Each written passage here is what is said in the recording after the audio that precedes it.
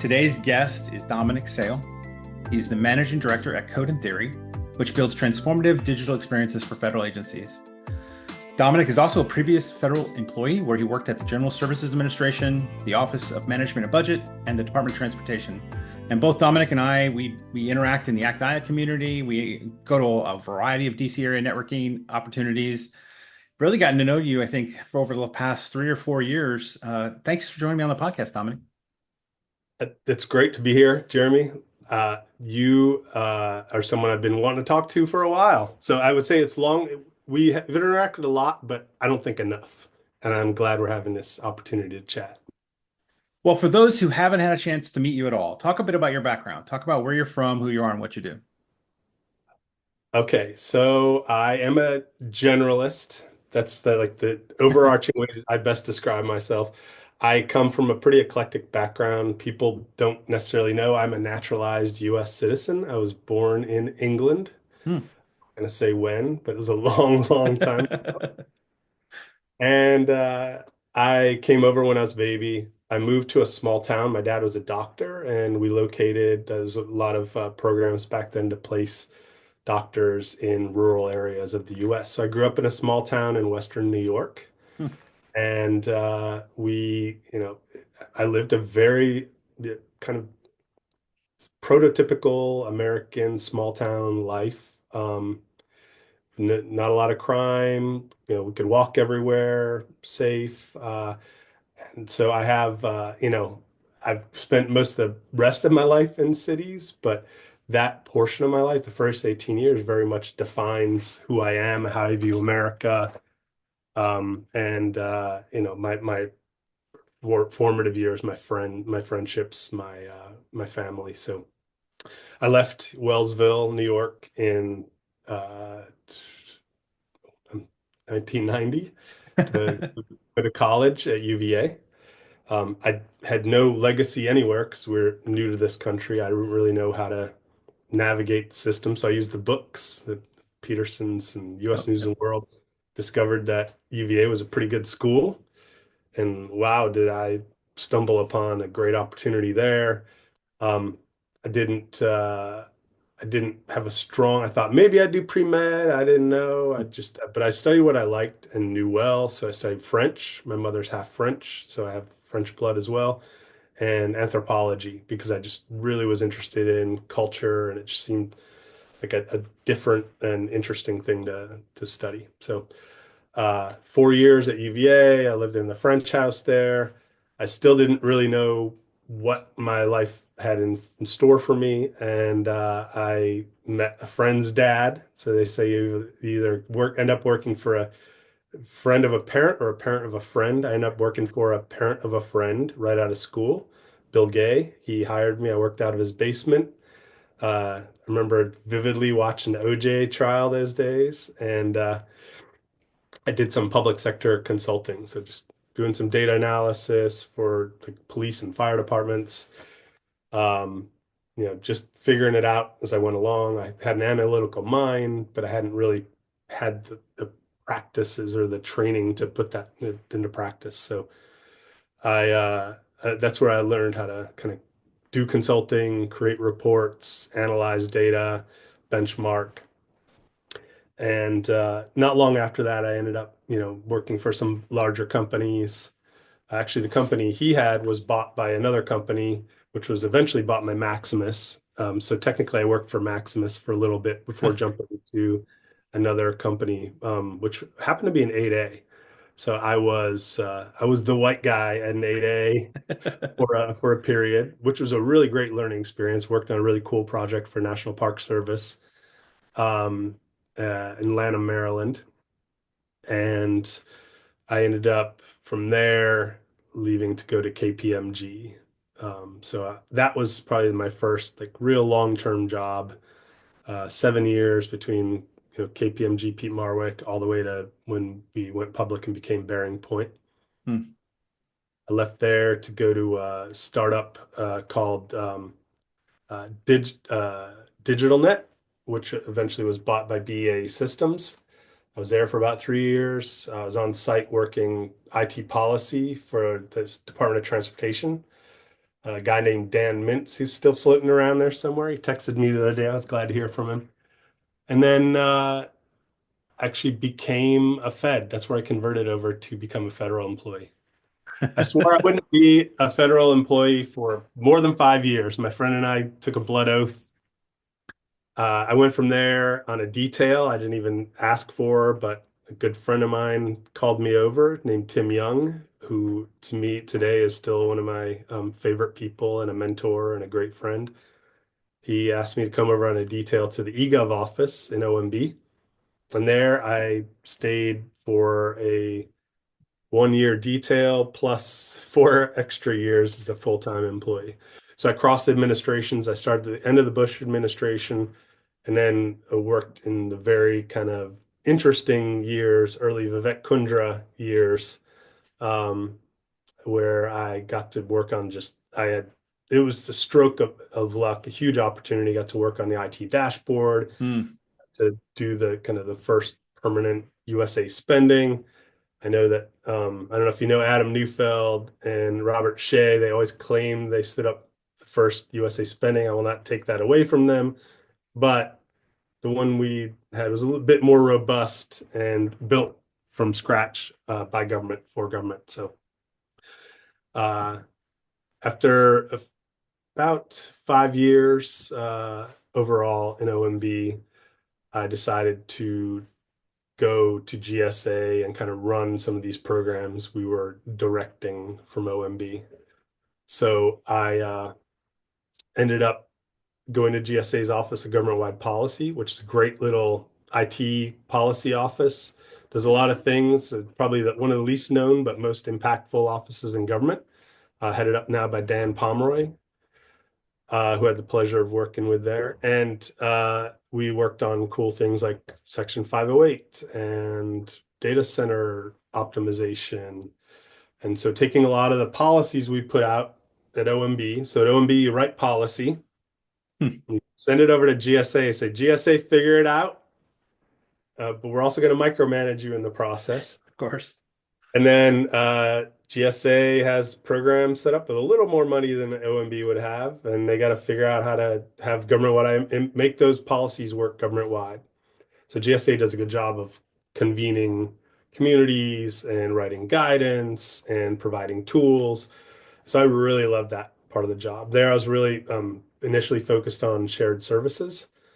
But I also, started to really get into digital. This is, right after healthcare.gov. You have the whole digital services movement, stand up of 18F, Yeah. USDS. And during the transition, not long after the beginning of the Trump administration, I ended up being asked to come in to serve it at TTS.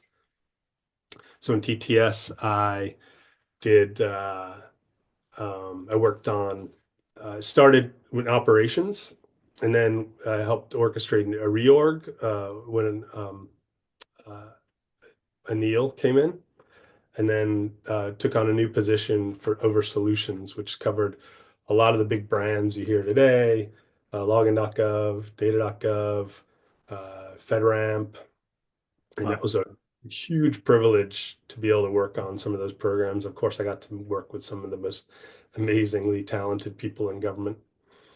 Um, After 3 years, I think, in TTS, I worked at another office within FAS called GS&S. So I went from the digital center of the universe to pencils and furniture and supply chain. And honestly, it was one of the coolest transitions I've ever had. And I got to apply a lot of my learnings from TTS to a new space, new relationships. So it was a little bit of a nice reset there. And then finally, I left government not probably about a year after being at GS&S. I went to a small service-disabled veteran-owned small business called DIS, uh, um, recruited by Mark Foreman. Some of you out there may know Mark. He's a good Yeah. guy. Year and a half there, and I went to REI Systems, who I was a client for twice in government, once at OMB, once at GSA. And then a month ago, I started at a new company called Code and Theory.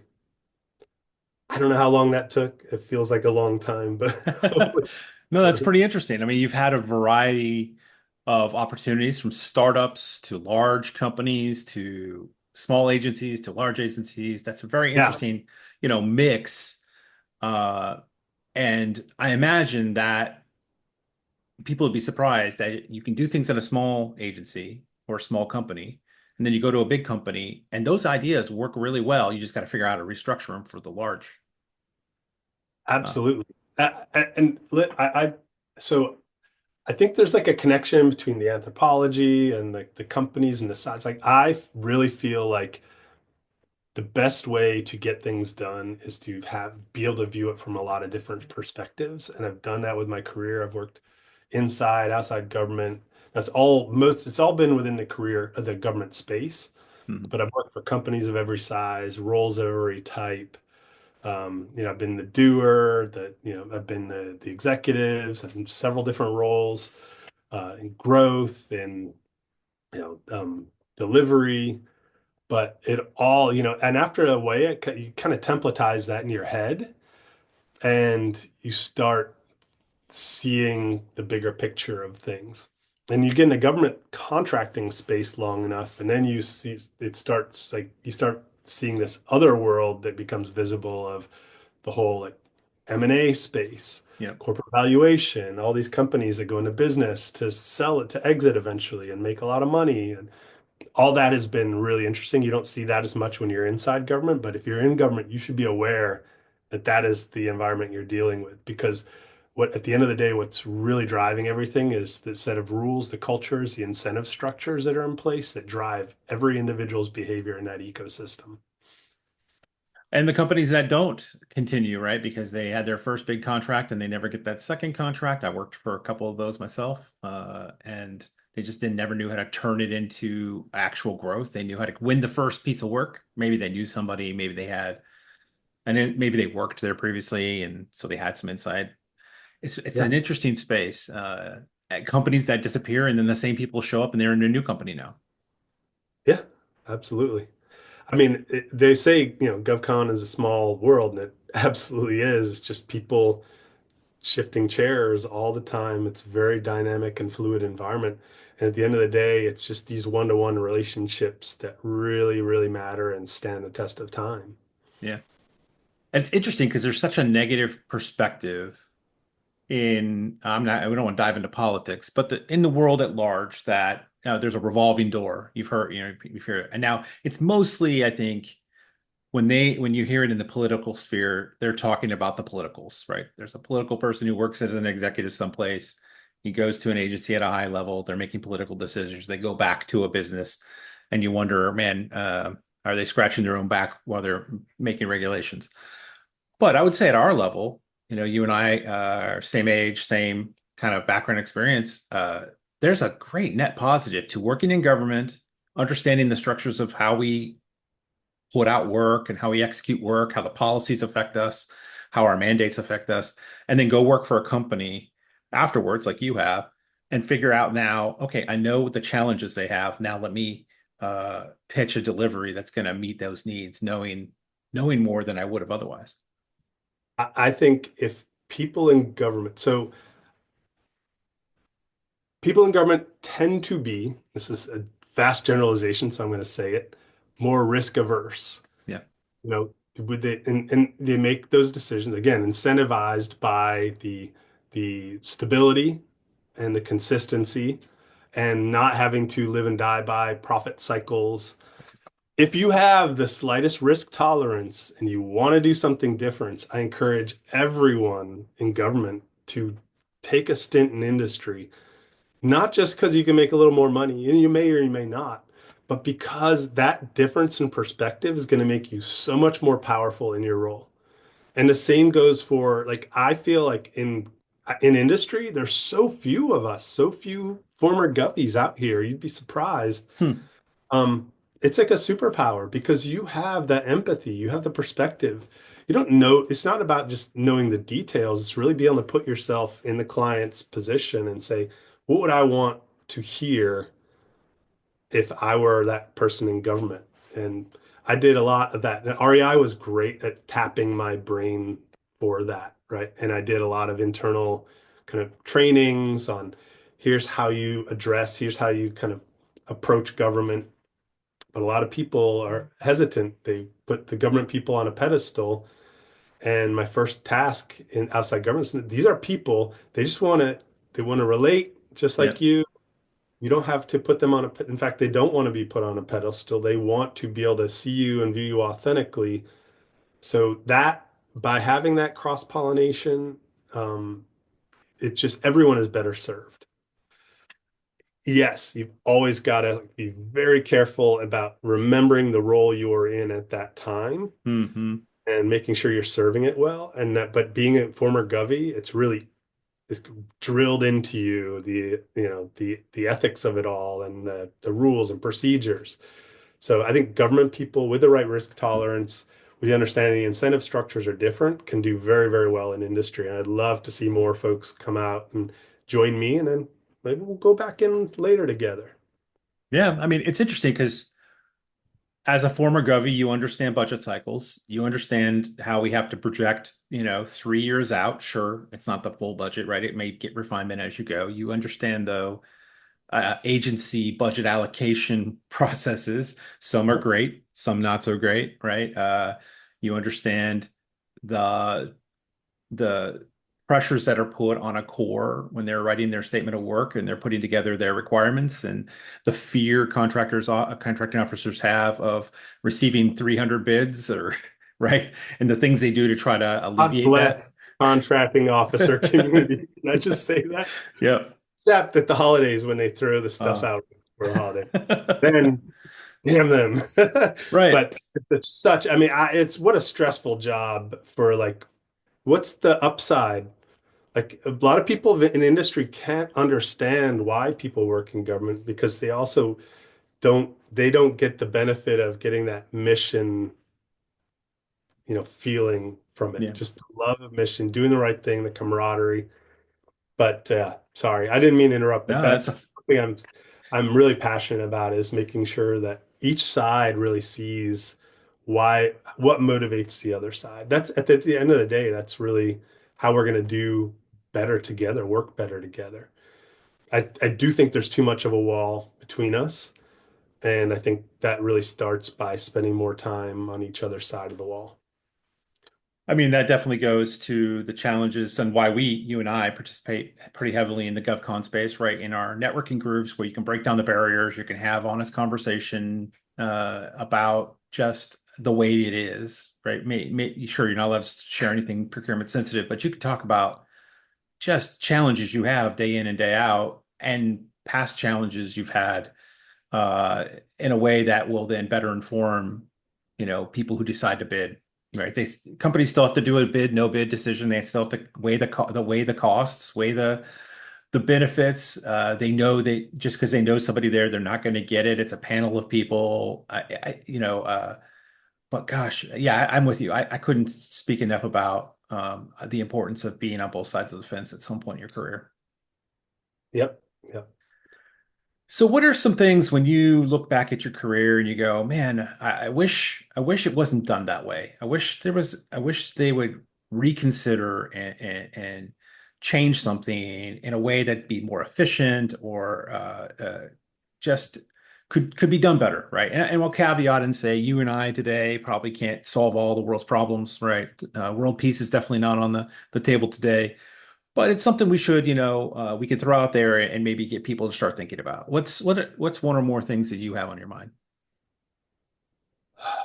I think that the way the government interacts with its constituencies is way too formal in general, right? We've got things like Act that are like safe. It's like Switzerland, but there aren't enough feds participating, right? It feels like a lot of the same cast of characters. I'd love to see more general in similar roles, like a limited number of roles. I feel like there needs to be a more concerted effort to bring those constituencies, so industry and government together in a variety of settings that are within the rules, within the ethical bounds, I think it can only serve to make government understand better how to solicit industry and how industry understand better how to propose to government. At the end of the day, everyone wins, and we all are working toward the same thing. Like, I don't feel like industry, or at least most people in industry, are any less motivated by the mission or love of country. Government may view that cynically or not, and maybe in some cases they're correct, but in a lot of cases, definitely not. And I think that just creating that common understanding through engagement, things like regulations.gov, or just the way we interact on these platforms, it just feels frictiony. There's way too much friction. There's not enough discourse. It's just like throwing things over. It's like sending carrier pigeon that way and getting a carrier pigeon back. Yep. There's got to be a better way. I don't have the right answers, and I know there's probably no perfect answer, but I know that there's definitely some way to move up the scale on this one. Yeah, it's interesting, right? As you said, we do these RFIs from the government side, right? We just throw out some questions, and we hope that we gave them enough context, or we think we gave them a context, but we may not have given enough context, and they have lots of questions back. A lot of times they point to the fact that we didn't explain our problem well. And then we may or may not respond and provide the answers to those questions, right? You're right. Even there isn't really great mechanisms for ongoing dialogue in that respect. I mean, I think there are some agencies who've done a really great job of doing like reverse industry days, or having an industry day when they have a huge procurement to answer questions and talk more. But even that is structured, right? Because you're in the middle of a procurement process that puts a lot of rigid constraints around what you're allowed to say. We don't have, I'm with you. We don't have a lot of communities, like even in ACT-IAC. Like I love ACT-IAC. I've been participating in ACT-IAC for a long time. I'm a technologist. I actually originally got involved with ACT-IAC because I was trying to solve a technology problem, and ACT-IAC had a working group that was looking at that problem. And so I had a guy from Microsoft, because I had reached out to Microsoft, who was my provider for certain things. And I said, hey, I'm having this problem. Any thoughts? And he's like, hey, you should come hang out with us at this group, and brought me in the ACT-IAC, got into the working group, realized I wasn't the only agency with that problem, realized that we were all working together to solve it. I think those are fantastic. But I mean, I've been working at ACT-IAC now for 15 years, and that's not, you go to any of the working groups and it's 80% industry, Yeah. 20% government. And it's just not enough. ACT-IAC gets a lot of great executives, gets a lot of great contracting officers or people in the contracting world to participate. We need a lot more of the, grunts, I guess is an army term, right? The people who do the work to come and participate in these events. I think it could change that dynamic, right? It wouldn't always be conversations about how do I get at procurement XYZ. The conversation would change to, oh, what are you guys doing? What's the problem you're trying to solve? And the real people, not the contracting officer trying to translate somebody else's requirement, would be able to talk about it. Yeah, I actually, it's funny you mentioned, I was actually part of, and still am part of, executive IAC executive committee study or exploration. And how do we increase government participation? And during that discussion, I very much credit ACT IAC with really trying hard to crack this one, because the numbers are skewed. Like you said, it's like 80-20 at best. And we need to do better if we want either side to keep coming. Yeah. But although ACT-IAC is seemingly doing very well right now, and we just had a huge ELC we came out of. CX Summit is getting almost as big as the ALC. I think if we do find, I think to your point, we've got to really focus in on those few places and build out that model, like templatize that model, Yeah. like engage around a specific problem instead of just creating these general forums and hoping people show up and maybe we can pick a problem or two. Hmm. I think that's probably the best way to go about it. And of course, ACT-IAC's not the only game in town here, and ACT-IAC really is hyper focused on GSA first and maybe DHS and some other agencies, but there's some other organizations that do similar things in other parts of government. I mean, let's just keep doing it.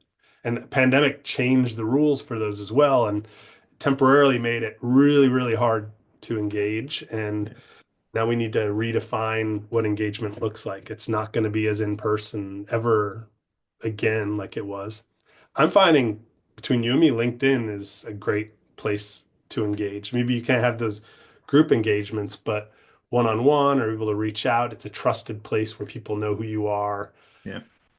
What can we create digitally as a community for those less formal, like ACT-IAC, I would consider pretty formal, not super formal, but how do we just reach each other? Now we have the tools to do it in a way that's more organic and less frictiony.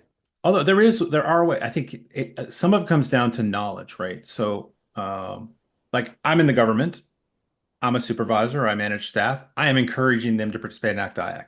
How do I get other people to realize the net positive of encouraging their people to interact with this? Now, that means the government needs to understand if I'm encouraging them to interact, they may go to a meeting in the middle of the workday, and I need to be okay with that, right?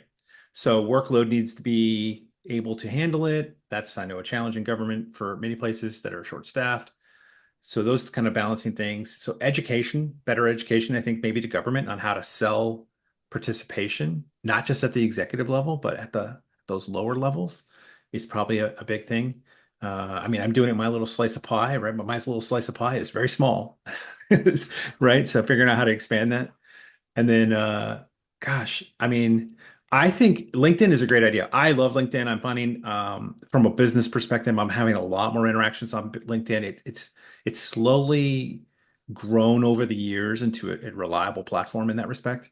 Mhm. And I'm learning from some other technology communities that I participate in. I do a lot of stuff in the Microsoft space. I was a Microsoft developer for many, many years. And there are groups on LinkedIn that you can join that are topical based. And I've been encouraging government people to get involved in those, even if they're not government focused. They're just technology focused. Just go join it, right? And then through that, you may interact with somebody who can then learn better about what it is you do in government. It's funny. I like I am there's one group, I'm not going to name the group because I generally stay within just my network, but I have participated in this one group, and that's where you get like the crazy stuff that comes in sometimes. You're like, Yeah, this yeah, definitely is not LinkedIn appropriate, right. but I would like to see a little more like within the GovCon, within the our enclave, our network. I'm sure we have a lot of network overlap. Um, it's almost too cordial. It's almost too programmed. Hmm. It's too conforming. I like to once in a while throw out a little bomb or something, a little controversy. I know I'm pretty careful, and everyone is very careful. And I think what we're missing is really good, robust debate, disagreement, discussion of the issues. I don't think that solutioning is happening on LinkedIn, what we're Yeah, talking about. You can do that in a small group right.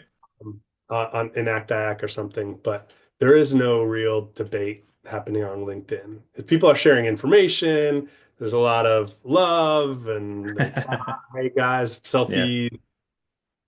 But I think as a community, we could and should really be more deliberate about creating spaces for debating those solutions and respectfully debating those solutions in a real substantive way. I think we could solve problems on that platform, but we are choosing to treat it as a hmm. marketing and don't want to say anything that could hurt anyone's feelings. Right. I'm gonna get my next job, so I don't want to have a post that future Yeah. boss finds, right? I mean, I've definitely posted things where people have been like, "You sure you want to keep that up there?" And I'm like, "Yeah, you know what?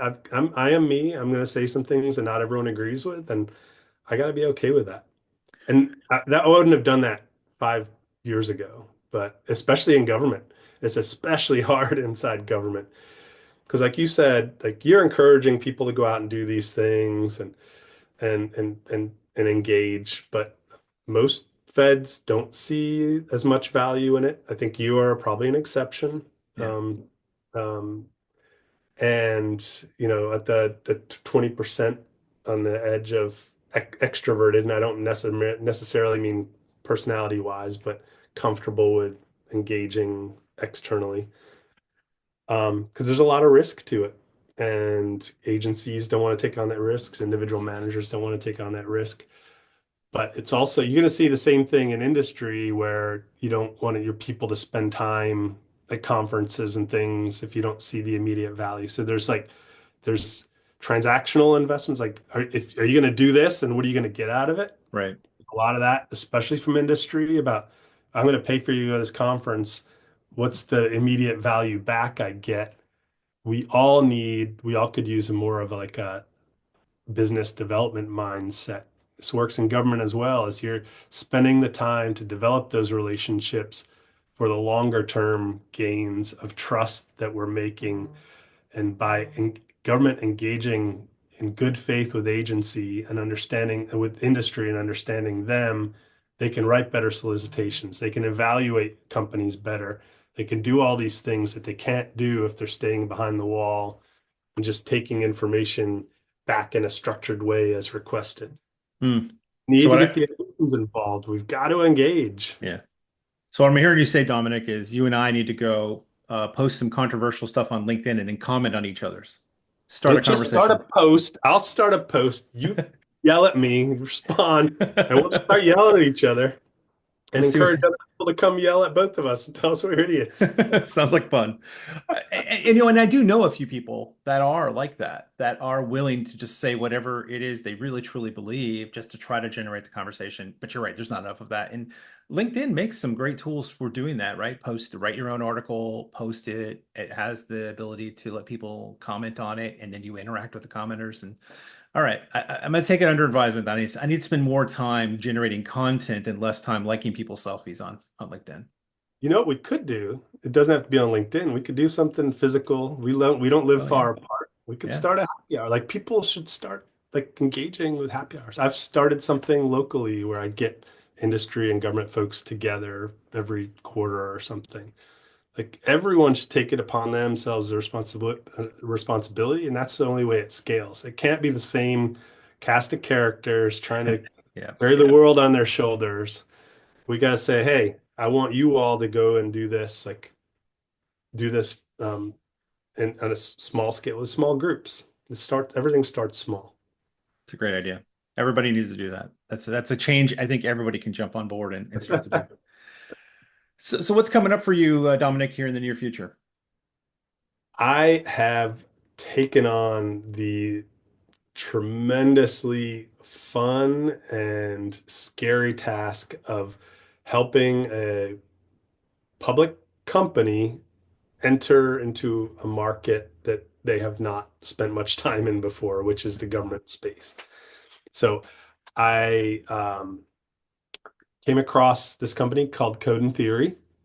I started talking to them back earlier this year, months ago, and they were interested in, I don't even think originally it was they were looking for me. They wanted advice. How do we get into the government space? What does it look like? Um, what moves do we have to make? I said, first off, you're crazy. You're dealing with like the NFL and Pfizer, JP Morgan, Chase. Why do you want to deal with the government bureaucracy? They want to mission. They care about America. They want to serve in their own way. And it makes sense financially too to open up this new revenue stream. I think they're willing to put in the investment. They get it's going to be hard. Um, but they have, to me, I'm a matchmaker. A code in theory is to me one of the most magical providers of digital services I've ever seen. Um, they they are building the best experiences for the all the companies you know. And when I got on their website, I was just blown away.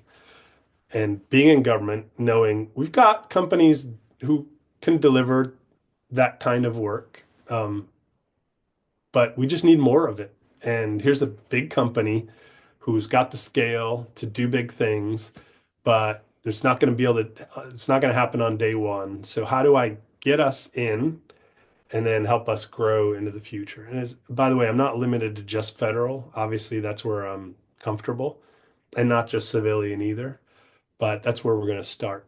So it's going to be by leveraging my relationships that I've built meticulously over time and the trust I've earned, and finding a few partners out there who want to take us onto the team and say, we, we have the mechanisms and we've got the relationships to get this work, and we're going to be powered by this amazing company that brings a whole different way of thinking.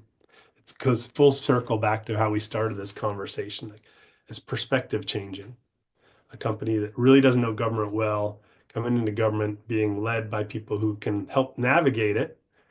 And you combine those two, and they're going to ask questions that we have long since stopped asking because we take as settled. I think coming in with fresh eyes with a company that's just doing like the most cutting edge things, cutting edge in AI and building experiences like they've never been built before. We deserve that kind of stuff in government. If Pfizer does, or if these other clients do, why can't the interactions with government be like people expect from their phone, or when they get on their bank account? Hmm.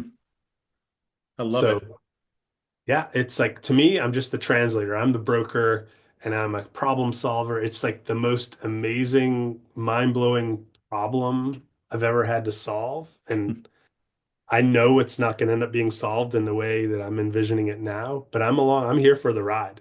And I'm here for all the new relationships I'm going to make along the way, all the new things I'm going to learn, and all the failures I'm going to rack up and turn them into new opportunities and new ways to see things. Well, Dominic, I'm very excited about that. I mean, I know you'll succeed. Success will look whatever, however it looks, but I know you will succeed, and I'm anxious to see how that comes out for you. So, well, I want to thank you for coming on the podcast. It's been a great conversation. I always love getting to talk with you, and this is actually probably the only time we've ever talked one-on-one, not with not a bunch of people around us. So we should do more of this. Telling you, we have not spent enough time together. We need to fix that after Yes, this. we will. All right. Well, thanks again, Dominic, and I'll see you soon. Thank you, Jeremy. It was a pleasure. And bye, everybody.